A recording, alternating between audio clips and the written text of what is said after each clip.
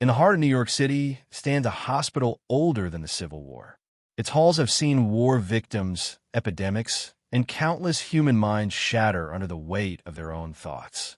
But in 1999, Bellevue became the stage for something no one could explain. A man admitted for psychiatric care vanished. Not escaped, not released, simply disappeared.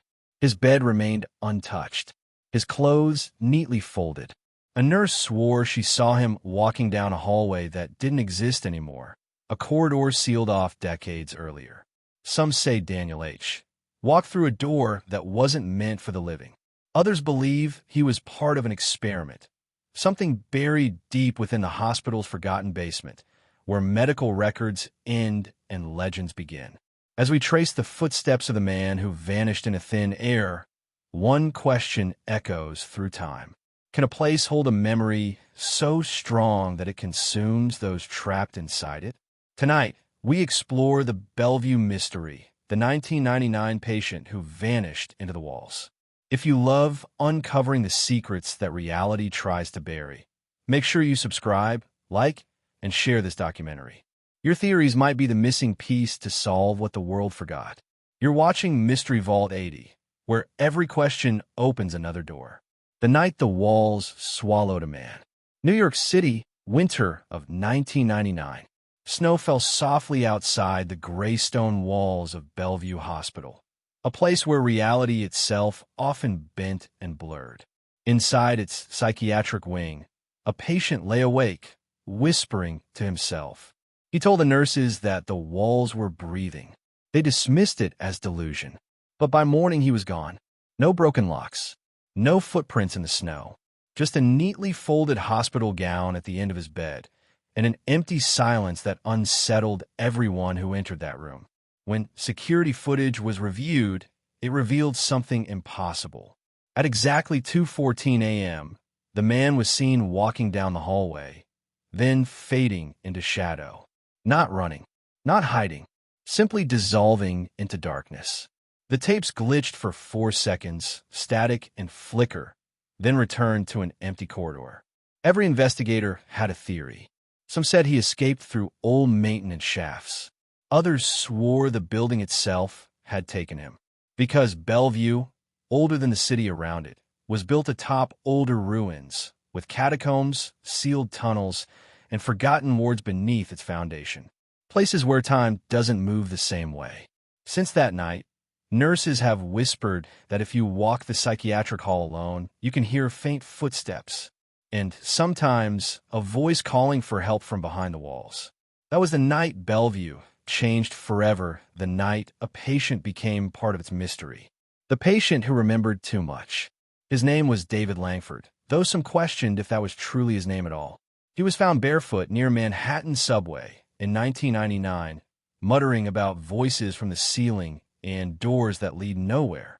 Police brought him to Bellevue for his safety, but what he said in the first hours of admission still echoes through the hospital's records. He told the admitting nurse, "I've been here before, not in this lifetime, but in the same room." Doctors called it delusion, the mind's way of explaining trauma. But the deeper they looked into Langford's past, the stranger it became. His fingerprints matched no existing records. His address, listed on the intake form, led to a vacant lot.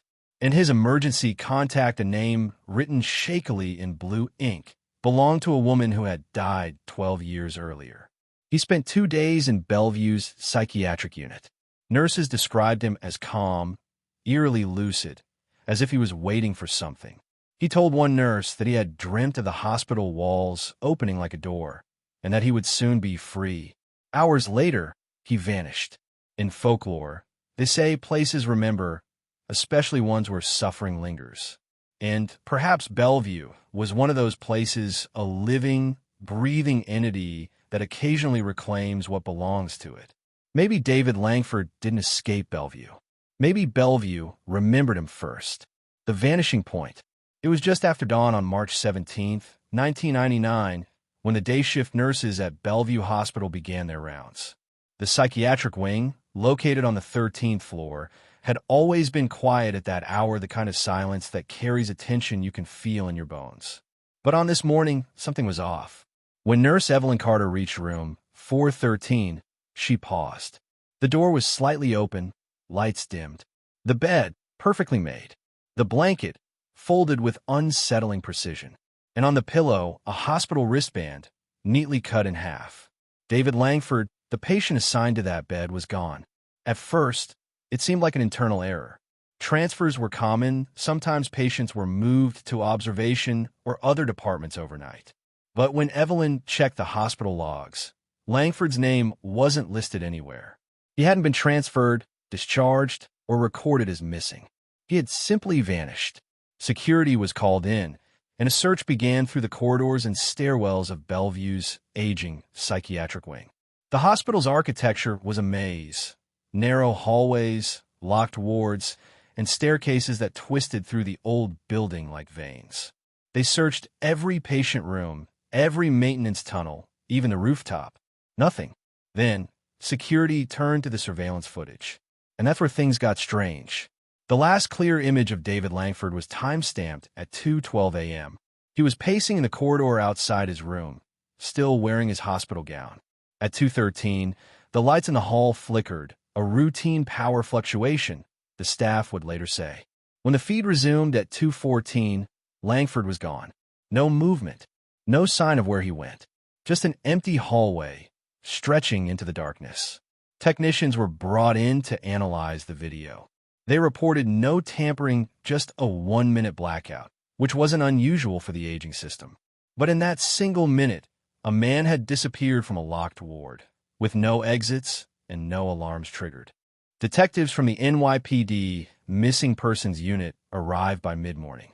They interviewed staff, nurses, orderlies, even other patients. Some said they'd heard footsteps during the night, moving quickly down the east hallway. Others reported hearing the faint sound of doors opening and closing, even though every exit was secured by keycard access. What baffled investigators most was Langford's medical state. According to his file, he suffered from chronic psychosis and severe anxiety. He was heavily medicated, barely coherent most days. The idea that he could have escaped undetected through multiple locked doors seemed impossible. Then came another detail, something that would unsettle everyone involved. On the floor near Langford's bed, forensic technicians found wet footprints. Bare feet. Human. But the prints didn't match Langford's size. They belonged to someone smaller. Someone who shouldn't have been there. Rumors began to spread among staff. Whispers of secret tunnels, ghost stories from Bellevue's past, and strange noises heard in the psychiatric wing late at night. But for detectives, the focus remained practical. Someone, somehow, had helped Langford disappear. Whether it was an inside job or something else entirely, one thing was clear: the hospital was hiding something. As investigators dug deeper, they'd soon realize this wasn't the first time a patient had gone missing within Bellevue's walls. And it wouldn't be the last. Echoes in the walls. The disappearance of David Langford spread through Bellevue Hospital like a virus. Within 24 hours, the psychiatric ward had become a hive of whispers, some claiming he'd escaped through secret tunnels, others convinced he'd been taken. But for investigators, the mystery only grew stranger when they started digging into the hospital's past. Bellevue isn't just any hospital. It's the oldest public hospital in the United States, established in 1736, and its walls have witnessed everything from medical breakthroughs to unspeakable tragedies. By the late 1800s, Bellevue had gained another reputation, not for healing, but for the suffering of the forgotten. Those deemed mad, hopeless, or inconvenient were sent here, often never to be seen again. Its underground tunnels, morgues, and psychiatric wings were said to be built over earlier structures, including one of New York's oldest burial sites. As detectives combed through Langford's file, they found something chilling.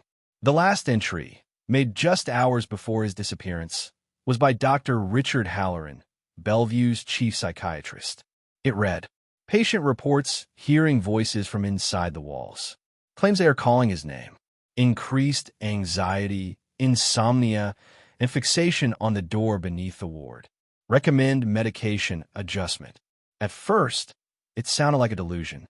But then, During their search, investigators interviewed several other patients, and 3 of them described hearing the same thing.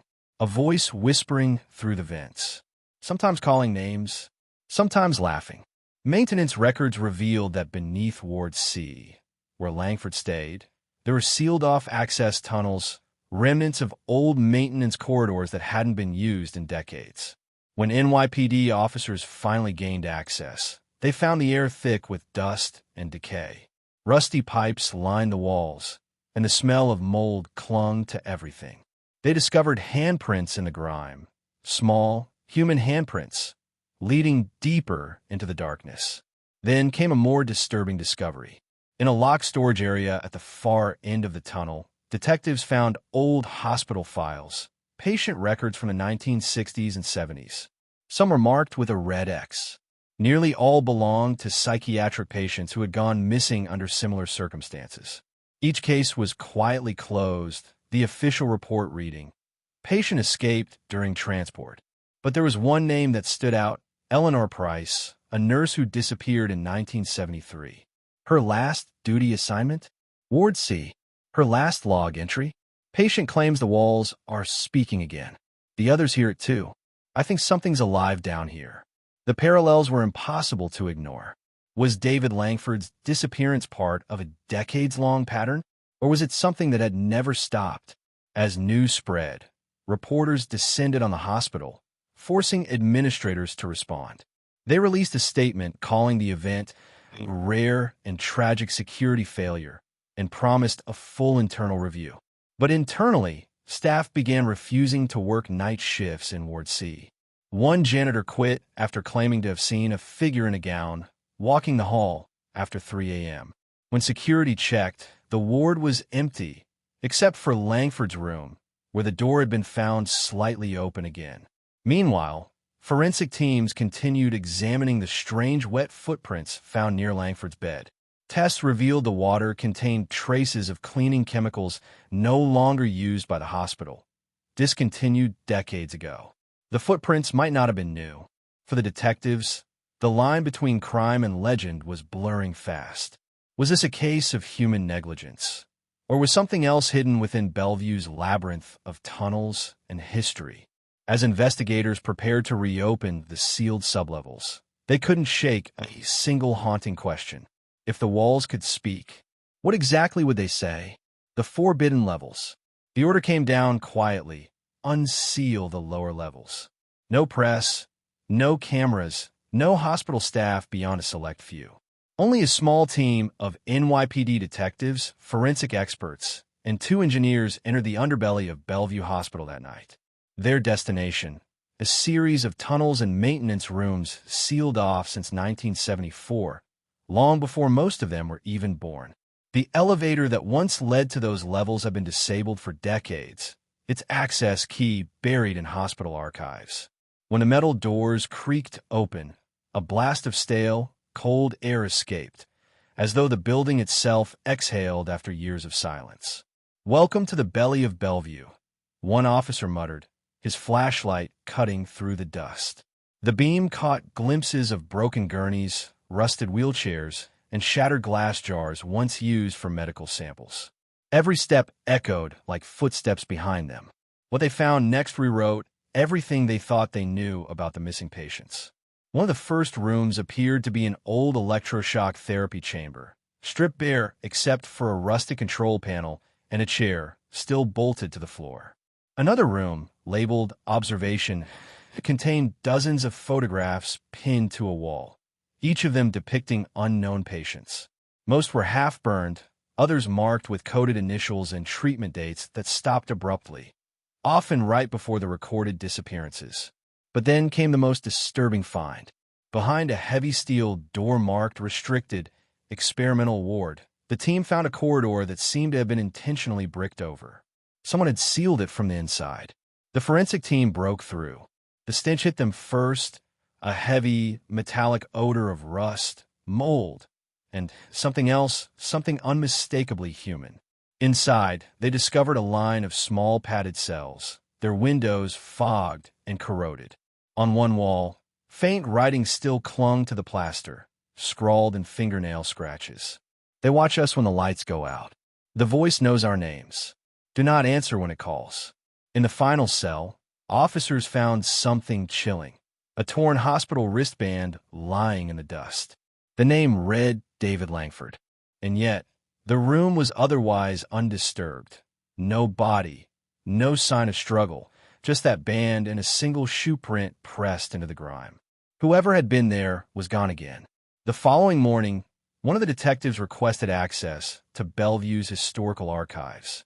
There, among old patient reports and newspaper clippings, they found evidence of a secretive medical research program that operated from the 1940s to the early 1970s, known only as Project Chrysalis.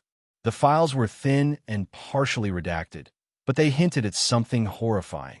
Experiments designed to treat schizophrenia through extreme sensory isolation and neurological conditioning. The program was abruptly shut down after a fire in 1973, the same year nurse Eleanor Price vanished. According to surviving documents, several test subjects were never officially discharged. They were simply listed as unaccounted for. Could these patients have been hidden below the hospital all these years? And was it possible that, in a labyrinth of tunnels, some had survived longer than anyone imagined? That night, as investigators reviewed footage from their body cams, one officer noticed something odd. In the final minute of the recording, just as they left the sublevel, a faint voice could be heard, buried beneath static.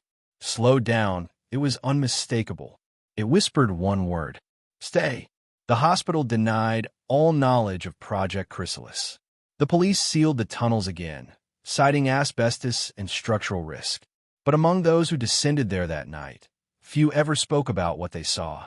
And those who did never spoke twice. Was it a cover-up of medical crimes long buried beneath Bellevue? Or something else, something the hospital's walls had learned to keep secret? One thing was certain. Whatever lived in the darkness of those forgotten corridors wasn't finished yet. The return of the voice. Weeks passed after the discovery beneath Bellevue. The tunnels had been resealed, the files locked away, and the team reassigned. The media never got wind of what truly happened, just a brief mention of routine renovations in a local paper. But for those who had stepped into the hospital's underbelly, silence was impossible. Detective Samuel Briggs, the lead investigator, hadn't slept properly since. He kept hearing the word from the recording, "Stay." It echoed through his dreams like a warning and a whisper all at once. And then came the calls. It started on a cold November night. A call from Bellevue's emergency line. The caller ID traced to a disconnected extension deep in the psychiatric wing. When Briggs answered, there was no sound for several seconds. Then a distorted voice. "They're not gone. You didn't seal it." The line went dead. No one at the hospital admitted to making the call. That extension, technicians confirmed, had been out of service since 2003. Meanwhile, inside the hospital, staff began reporting strange events. Nurses on the night shift swore they heard footsteps echoing from the sealed lower levels. Patients in the psychiatric ward claimed to hear knocking through the vents, as if someone was calling for help from inside the walls. One nurse, Carla Mendez, documented an incident in her log. 3:27 a.m. Heard male voice whispering from room 612. Room unoccupied. Checked. Lights flickered. The words sounded like David. Security footage for that hour showed nothing.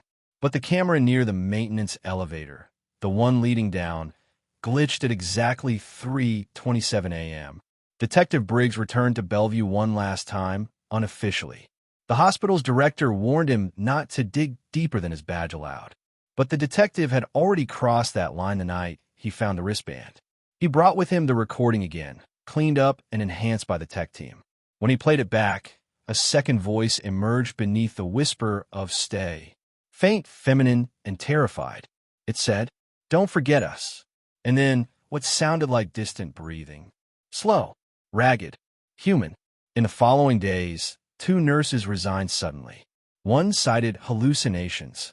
Another simply disappeared, leaving behind her badge, her phone, and a single note taped to her locker. "It's still calling." By mid-December, The hospital board had quietly reclassified the east wing of the psychiatric ward as restricted for reconstruction. No official reason was ever given, but sources from inside claim new tunnels have been discovered, smaller, unmarked, and far deeper than the first set. The corridors below Bellevue stretched farther than anyone had imagined. And if the whispers were true, they didn't end at the hospital. Some led beneath the city itself. 1 week later, Briggs received a package with no return address. Inside, an old photograph of the Bellevue basement dated 1951. In the image, 5 doctors stood around a hospital bed. The patient's face was blurred, but her wristband was clear. It read Eleanor Price, the same nurse reported missing in 1973. On the back of the photo, written in shaky ink, were 3 words. She never left. The detective's final journal entry, before he too resigned from the force, read, "They called it treatment. I think it was something else. Maybe Bellevue didn't bury its patients. Maybe it kept them. Whatever haunted those halls had returned, and this time wasn't confined to the walls. The voice wasn't a memory or a ghost story. It was a warning. And the more they ignored it, the louder it became. Some say the tunnels beneath Bellevue were sealed again in 2006. Others say they never truly were. Because even today, night guards swear they still hear it. A faint, trembling whisper through the vents. Stay. The archives that vanished. The deeper investigators dug into Bellevue's past, the less they found. Entire years of hospital records gone. Staff rosters erased. Patient logs missing. It was as if history itself had been redacted, page by page, name by name. When Detective Briggs and investigative journalist Lena Marlowe tried to access Bellevue's archived patient files, they were met with an automated message. Records unavailable. Data permanently expunged due to policy compliance. Policy compliance? For missing people? Lena had been researching the case independently, tracing back every patient disappearance linked to the East Psychiatric Wing since 1970. There were 9 individuals who entered Bellevue and were never recorded as leaving. Not one family ever received closure. Not one official explanation ever made it to paper. But here's what really broke the case open. An anonymous message hit Lena's encrypted inbox. Attached was a single PDF file, a grainy scan of a hospital inventory sheet dated April 1999. It listed the usual medical supplies, sedatives, syringes, bandages, and then, handwritten at the bottom in red ink, transfer of subjects, East Wing, Sublevel B. No official signatures. No authorization codes. Just that one chilling line. When Lena brought the file to Briggs, he stared at it for a long time, silent. He'd seen the same handwriting before, on the back of that old 1951 photograph of Eleanor Price. Same ink, same stroke pattern. Someone had kept this trail alive deliberately, and someone else was erasing it just as fast. They went to Bellevue the next day, planning to check the hospital's microfilm archive room, located 3 floors underground. It was the last place in the hospital where pre-digital records were supposed to be kept, a cold, dust-covered vault with a smell of paper and chemicals clung to the walls. But when they arrived, the vault door had been removed. Inside, nothing but empty shelves. Every reel, every folder, every index card gone. Only one thing remained. A torn strip of film still threaded through a microfilm reader. When they turned on the lamp, the image came into view. A patient photo, half-burned, a young woman, eyes closed, wearing a Bellevue badge. Her name tag read E. Price. Lena uploaded the image to a forensic server to enhance it. But within seconds of her doing so, the system crashed. When she rebooted, the entire file was gone. Not just deleted, but purged. Every folder connected to the case vanished too. Even Briggs's physical notes from the investigation disappeared from his locker overnight. The walls were closing in, and not metaphorically. Security cameras that had caught movement near the old East Wing storage areas were wiped clean by what the hospital claimed was a malware sweep. Even more curious, the internal IT logs for that night had timestamps that didn't exist. Minutes labeled 00:62 and 00:73. Time that shouldn't exist. By now, Lena and Briggs weren't just investigating a disappearance. They were being erased alongside it. Their sources stopped responding.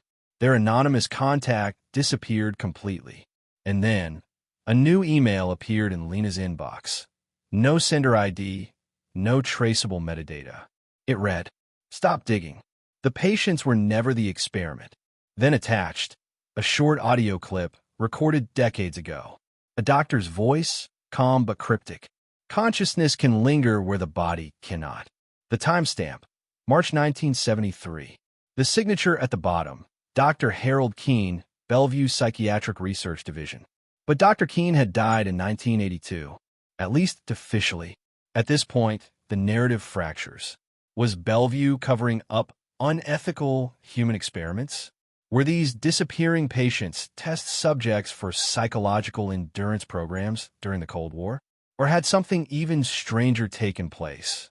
Something that blurred the line between life and whatever lies beneath it?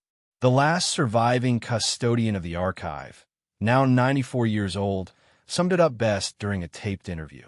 They told us to clean the vault. Said it was mold. But what we found down there wasn't mold. It was skin, thin as paper, hanging from the pipes. That tape, too, vanished from storage within a week. And so, the official history of Bellevue Hospital remains incomplete, a blank space in the city's memory.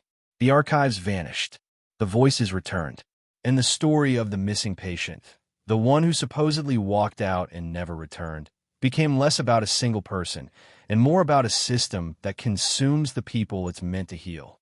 Because in the heart of New York City stands a hospital that's seen every side of madness. But what if this time, the madness was the hospital itself?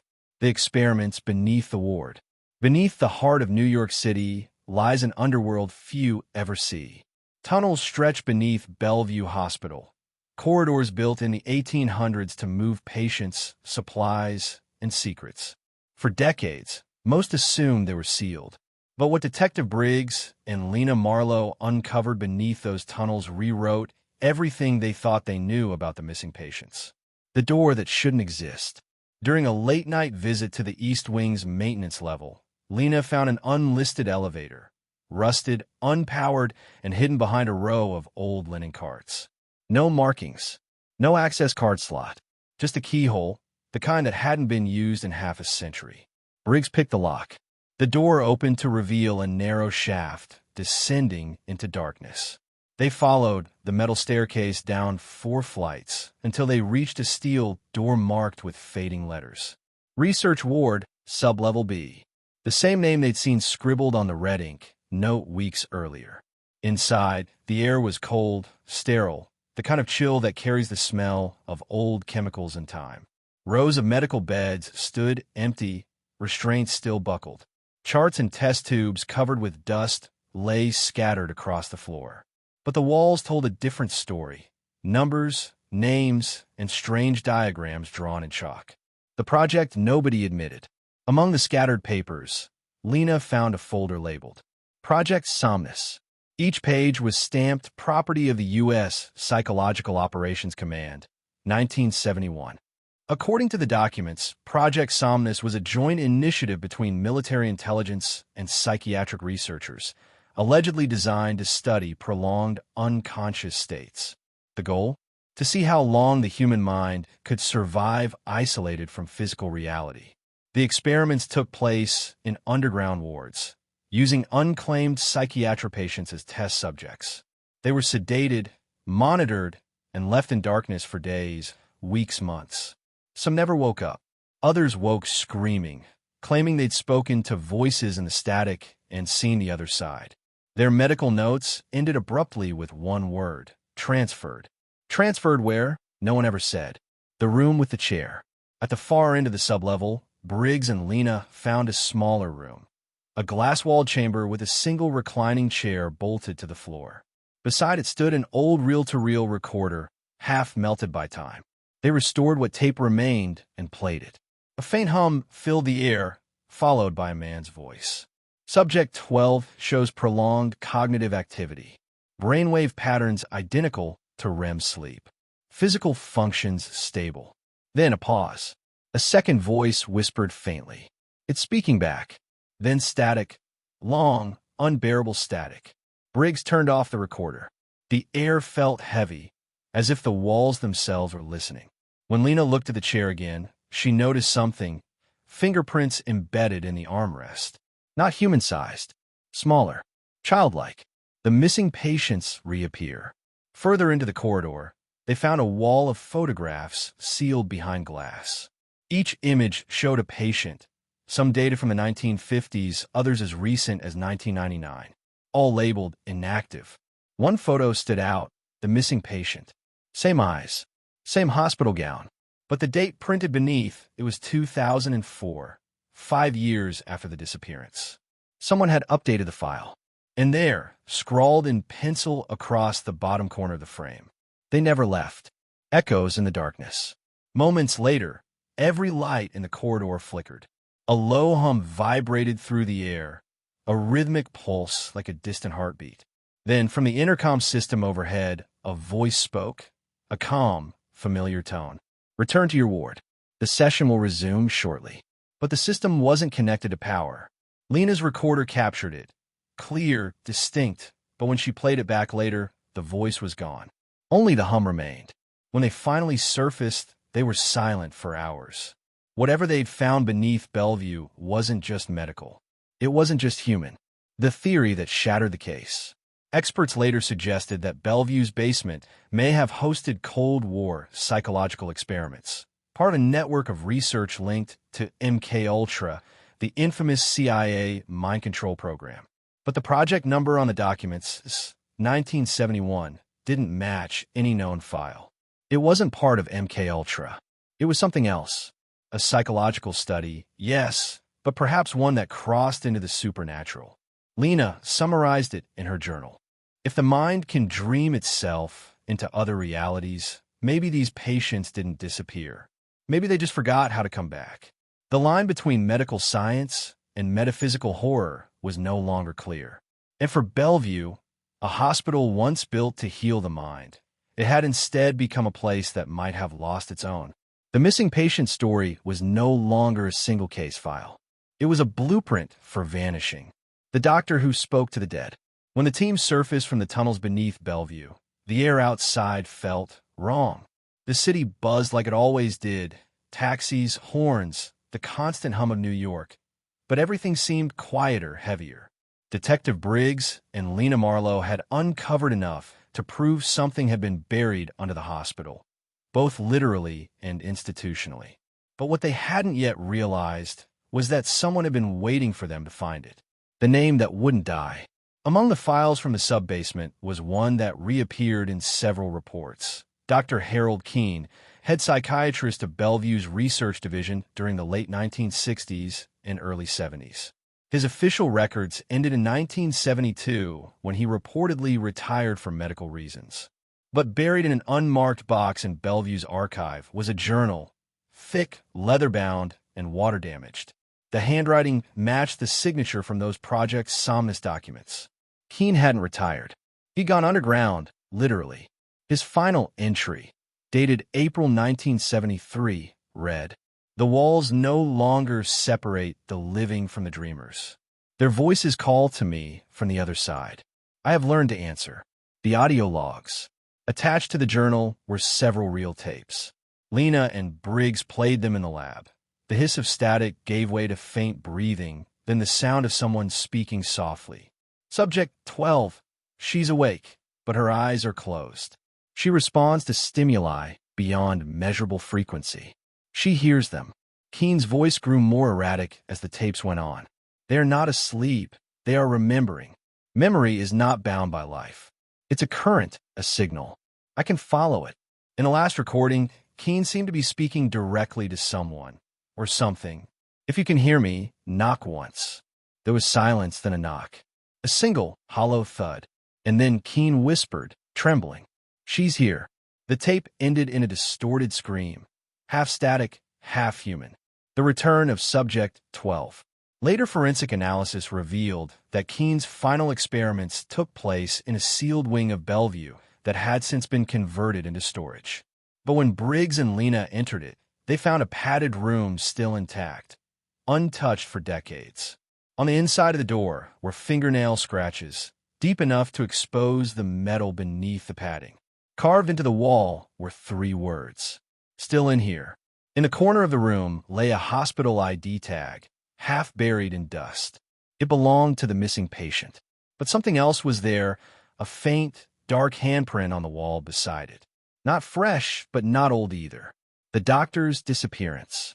Hospital records showed that Dr. Harold Keene never officially died. There was no death certificate, no burial, no family claim. He simply stopped showing up. Some claimed he joined a private research group. Others said he'd gone mad after a failed experiment and checked himself into his own hospital under a false name. A few nurses whispered he'd been locked in the same ward where his patients had vanished, and that the screams people heard in the basement at night were his. But there's one note, found in an internal Bellevue memo from 1975, that chills the blood even more. It reads, "Patient HK now displays the same dissociative symptoms as Subject 12. Request for transfer denied." The walls remember. Late one evening, while recording B-roll for her documentary, Lena stood near the now-abandoned wing. As her camera rolled, a motion sensor light flickered, just once. Then, faintly through her microphone, she caught something that shouldn't have been possible. A whisper. It said her name. When she played the clip back, the whisper was gone, but the sound levels showed a distinct spike in the waveform. No voice, just a single, rhythmic pulse, identical to the one recorded in the basement months earlier. Truth or curse? Experts would later claim that what happened at Bellevue was a byproduct of extreme psychological manipulation, sleep deprivation, sensory isolation, and auditory hallucination. But the facts didn't align. How could a patient missing since 1999 appear in a photograph dated 5 years later? How could recordings capture voices that no longer existed? Detective Briggs put it best in his final report. There's a difference between people disappearing from reality and disappearing into it. The unofficial statement. A month after their last investigation, Lena received an unmarked envelope. Inside was a single Polaroid photo. It showed a hospital room, the same one where Subject 12 had been kept. The lighting was dim, but in the corner of the frame, a faint silhouette could be seen sitting in the chair. Across the bottom, written in shaky handwriting, "She's still dreaming." No sender, no fingerprints. And the kicker? The film type used for that photo had been discontinued in 1974. Some mysteries don't fade, they evolve. Bellevue may be filled with new doctors, new patients, new walls. But the voices that once echoed there, they're still speaking. We just stopped listening. The patient returns. It's been months since the investigation into Bellevue's missing patient was closed. Detective Briggs filed his final report. Lena Marlowe, the investigative journalist who exposed the story to the world, released her documentary. The hospital moved on. Renovations began, new staff arrived, and the old wing was scheduled for demolition. But then something happened that brought everything and everyone back to square one. The call at 3:17 a.m. It started with a phone call. A nurse working the night shift at Bellevue's emergency department claimed to have seen a woman standing barefoot in the waiting area. She was wearing an old, stained hospital gown. Her hair was wet. When the nurse asked if she needed help, the woman simply said, "I'm back." The nurse turned to get a wheelchair, but when she looked again, the woman was gone. All that remained on the floor were damp footprints leading toward the psychiatric wing, a section of the hospital sealed off since 2003. Security footage confirmed the nurse's story. The camera caught only a flicker of movement, a shadow, a faint blur, and then the footprints appeared on their own, a face from the past. The footage was sent to NYPD for analysis. When the image was enhanced, the system's facial recognition software flagged a potential match, 99.4% similarity. The missing patient, last seen 26 years earlier. But the anomaly didn't stop there. Forensic timestamps indicated that the image data from the footage was older than the camera itself. In other words, the face in the frame shouldn't have existed in that digital file at all. The return of the file. 2 days later, Detective Briggs received a package at his apartment. Inside was a single flash drive and a note that read, "You were right. Check the walls." The drive contained surveillance footage from inside Bellevue's old psychiatric ward, from the very night of the nurse's sighting. The camera was positioned in a long, empty corridor. For nearly 4 minutes, nothing happened. Then, a light flickered, and a figure appeared at the far end of the hall, walking slowly toward the camera. Her face was pale. Her gown was soaked. She stopped directly beneath a flickering ceiling bulb, looked up, and whispered something, too faint to hear. Then the lights went out. When they came back on, she was gone. But the camera's timestamp had changed, rewound by exactly 26 years. The doctor's signature. Briggs brought the footage to Lena, and together they began cross-referencing the timestamp data. Hidden in the file's metadata was an encrypted string. When decoded, it spelled HK. Dr. Harold Keene. The same initials found on the basement files, the same man behind Project Somnus, the sleep experiment that blurred the line between life and death. If he was gone, why was his signature embedded in a modern video file? Unless someone, or something, was still trying to finish his work. The tunnel revisited. Against orders, Briggs and Lena returned to the sealed tunnels under Bellevue. The air was stale, thick with mold and silence. They retraced their steps to the padded room, where "Still in Here" had been scratched into the wall. This time, it wasn't empty. In the corner was an overturned gurney, a rusted four-stand, and a single patient file resting neatly on top. It was dated October 25th, 2025. That night, the file contained a single page. No name, no birth date, no diagnosis. Just 2 words, handwritten. She woke. The sleeper's curse. Suddenly, the power flickered. The low hum of old fluorescent lights filled the air, lights that hadn't worked in decades. Then came the faint sound of breathing, soft at first, then louder, closer. Lena turned her flashlight toward the sound. A shadow moved across the wall, long and distorted.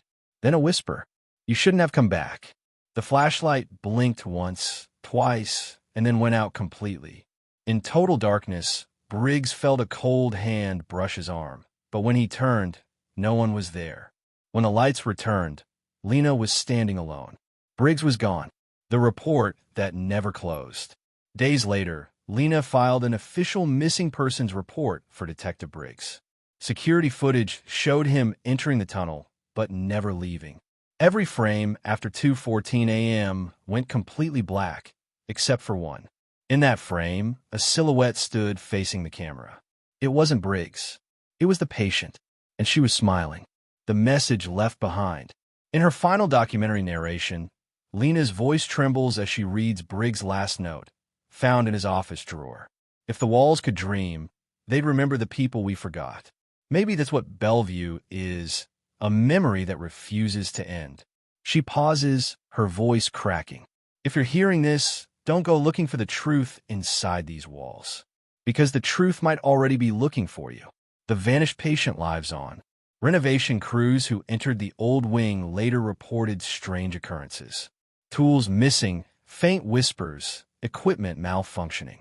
One worker swore he saw a woman standing in the corner, until she vanished when he turned back. He quit the next day. The new hospital administration denies all rumors, but Bellevue's oldest staff still tell a story. Every October, one night before dawn, the security monitors show movement in the sealed tunnels, a slow, deliberate walk down the hallway toward the exit. And every time they replay the footage, the timestamp reads 1999. Some disappearances never end.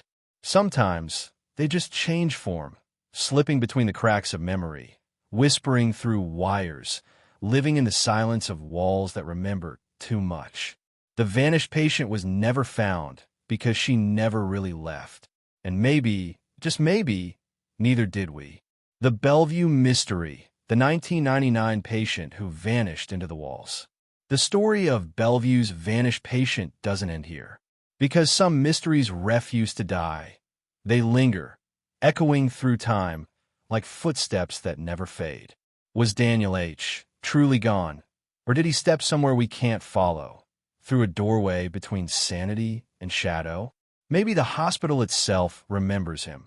In the flicker of lights at midnight, in the empty bed that's always cold, in the whisper nurses swear they hear when the halls go quiet. What if Bellevue isn't haunted by ghosts, but by memories that never found peace? If you felt the chill of this mystery, don't let it fade with the ending. Like, share, and subscribe to Mystery Vault 80, where the unseen becomes visible and the forgotten find a voice. And in the comments, tell us, do you think Daniel disappeared by human hands, or something far beyond our understanding? Every thought adds to the investigation.